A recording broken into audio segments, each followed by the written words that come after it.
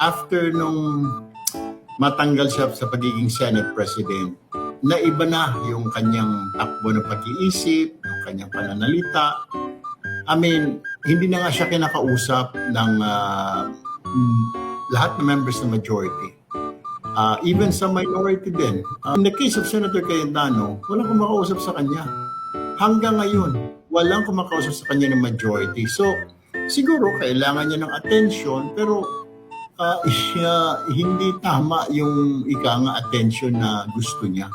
Simula nung napatalsik siya, kasi 2 linggo lang siya Senate President, siya yata pinakamaikli na naging Senate President, hindi niya matanggap. Kaya ganun ang nangyayari ngayon. That's nagdasal ko na lang kasi mahirap naman na patulan yung may diferensya sa pag-iisip. So, sabi nga ng mga barkada ko, wag mo na pansinin. Ikaw na rin may sabi na may diferensya sa pag-iisip. I think he started this actuation nung mapapatalsik siya as a Senate President. Nag-iba na ang takbo ng isip ni Senator Alan. Kaya nga, kahapon pinagdarasal ko na lang na sana bumalik pa sa katinuan. Tingnan mo, pati postura niya, hindi na nag-aahit, hindi mo na maintindihan. Parang akala mo, taong grasa na.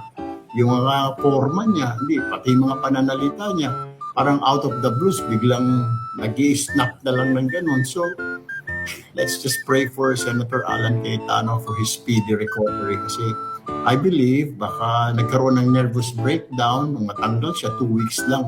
Very short-lived kanyang pagiging Senate President. Siguro pagdasal na lang natin